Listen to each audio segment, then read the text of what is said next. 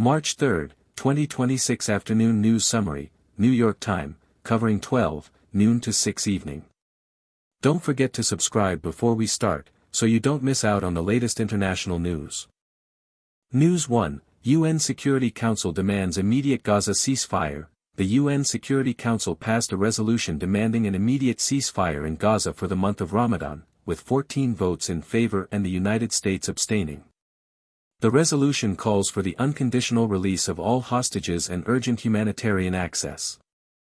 News 2, Fed's preferred inflation gauge meets forecast. The U.S. Core PCE price index for February rose 0.3% month-on-month and 2.8% year-on-year, aligning with expectations.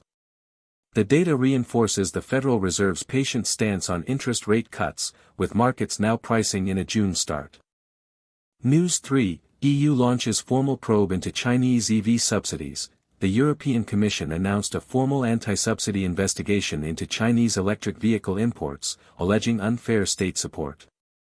This could lead to provisional tariffs by July, escalating trade tensions between the two major economies.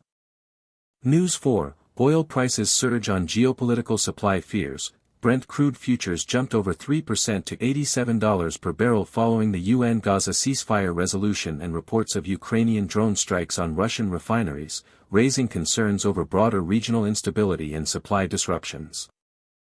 News 5, yen weakens past 152 per dollar. Intervention watch. The Japanese yen depreciated to 152.15 against the US dollar, its weakest level since 1990, prompting strong verbal intervention warnings from Japan's top currency diplomat.